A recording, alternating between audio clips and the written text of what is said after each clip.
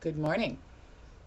The host of my virtual blog tour this morning is or they're talking about animals. They've been talking about animals. So I thought I would take a moment to get an actual appearance from, come on, Oscar, don't be shy. Here he is. The big black blob. Look at the camera. There he is. There's Oscar, my lover, who would be perfectly happy if I did this entire interview with him right here, where he likes to be pets. But he's, as you can see, a very large cat, and he weighs, I don't know, close to 20 pounds. So I'm going to tell him to go ahead and get down. Thank you, Oscar, so I can have the other thing that I need to enjoy the start of my morning, my coffee. Here it is.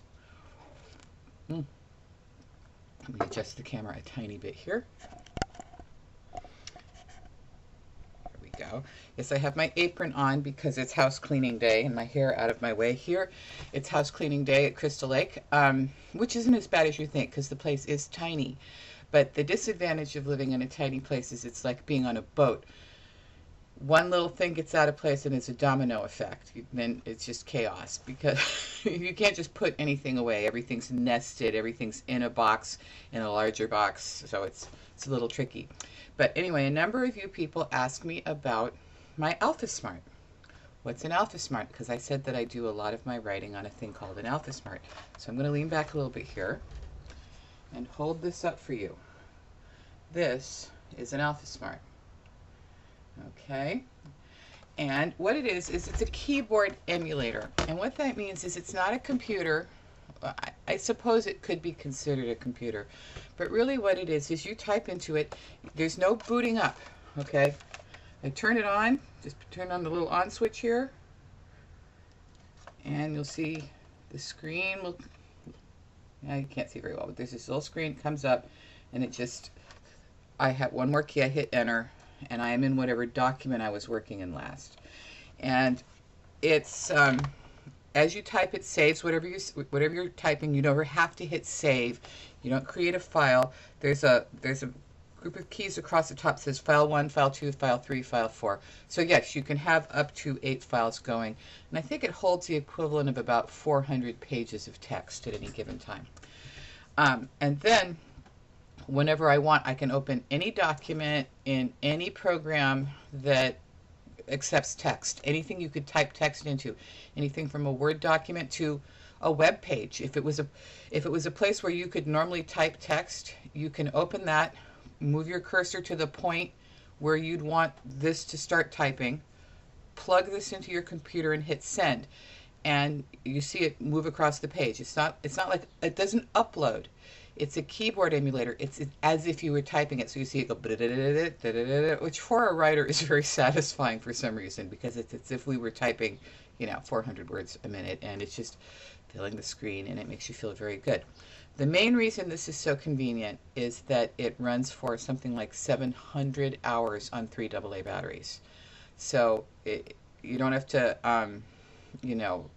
you're on a plane and you're on a 4-hour flight, and my battery lasts a little over 2 hours, so that doesn't do me a lot of good. Also, you have to open the top, and it's slow because there's all this software on there.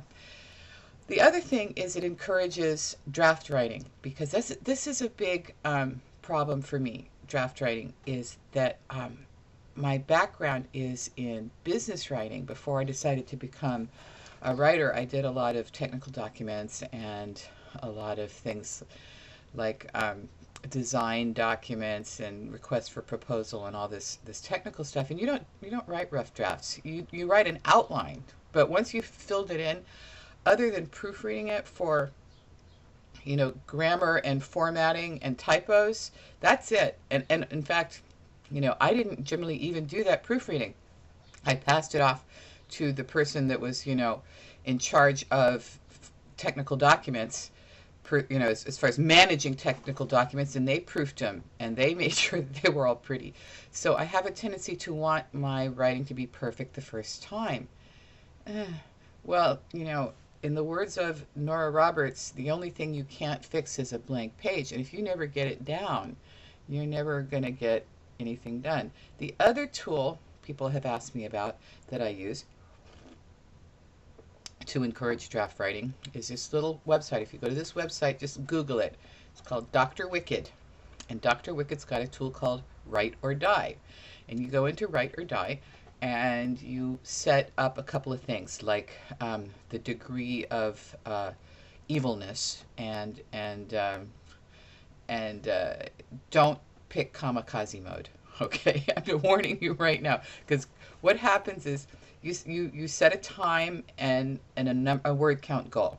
Like I typically will say 10 minutes. I'm going to write for 10 minutes, and I'm going to get 200 words. Very doable. Now you start typing, and if you pause for too long, then you are punished by evil sounds. There's a crying baby. There's fingernails on a chalkboard. There's some really annoying pop music. I think the last time I heard it was Mbop, yeah, by the what you call it brothers, the pretty boys. I don't remember their names. Anyway, and if you don't go fast enough, then what's going to happen is you're going to get the reward, get the punishment. But then when you get to either 200 words or 10 minutes, whichever comes first, it goes da da da, and it rewards you. Now, if you're in kamikaze mode, if you don't type fast enough, it starts erasing, starts deleting your typing. I'm not that fast. Okay. Then at the end of it, you just take whatever you wrote and copy it into your document. Would I write a whole book this way? No.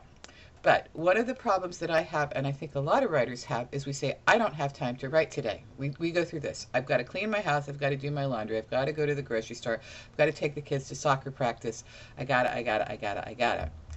And a long time ago, I heard a writer say, if you can't, you sit down and you say, I'm going to write a chapter today. But if you don't have time to write a chapter today, then you think, I don't have time to write today. So you say, well, I'm going to write a scene today. But if you don't have time to write a scene today, maybe you're going to write a page today. And if you don't have time to write a page today, maybe you're going to write a paragraph. And if you don't have time to write a paragraph, write a sentence. If you don't have time to write a sentence, write a word. If you give yourself permission to have a day where today I wrote a word, then you have time to write. And let me tell you, you won't stop at a word. You might only have 10 minutes, but it'll do two things. One, there's Oscar leaving and slamming the door. That's what that noise was. It'll give me permission to have a day when I don't have time to write. I can always write for 10 minutes. Or it'll jumpstart me when I'm stuck, when I'm trying to be perfect. Well, if I'm going to write 200 words in 10 minutes and not hear the annoying blonde brothers whose names I don't remember singing in my ear, I don't have time for it to be perfect. I did at least 60 or 70 tarot readings yesterday at my book signing. Let me tell you what, that's mentally exhausting. And mostly they're fun. Even when they're a little evil, they're still kind of fun. But some of you people scare me. I'll tell you what, when I'm sitting there and I'm doing a tarot reading and the guy looks me in the eye and says, so I should quit my job? I'm like, oh, yeah, wait a minute. That's not what I said. What I said is if somebody, if you're in a conflict with someone, that, by sticking to your will, you will prevail. I didn't know that, and for this guy's like, oh, well, then I should quit my job. I'm like, oh, no, wait a minute. No. Please do not make major life decisions based on my tarot readings. I'm glad you have that much faith in me, but I don't think I have that much faith in myself. But I didn't have time to get a tarot reading request from one of my Twitter followers today. But each morning I draw a tarot card for me, kind of my whole little personal horoscope for the day. So I thought I could share that with you. Okay, so Toni's tarot reading for the day. Oh, my nose is still running from the big sneeze. No fear, I don't have a cold. I'm just a morning sneezer. Is the Nine of Wands. Okay, let me show you the Nine of Wands. See him? He is only being held up by the strength of his will. And this is letting me know that even though I feel like there's a lot of obstacles in my path, that the strength of my will hold me up, that I will get by it, and that I'm going to be fine. In fact, this may be the card that I showed the guy that made him think he should quit his job. I don't remember exactly what it was. But anyway, thanks very much for joining me on my virtual book tour today. And Oscar would say thanks too. Really, he would, if he could speak. And he hadn't just left, because that's the kind of cat he is. And enjoy a cup of coffee for me. Good morning.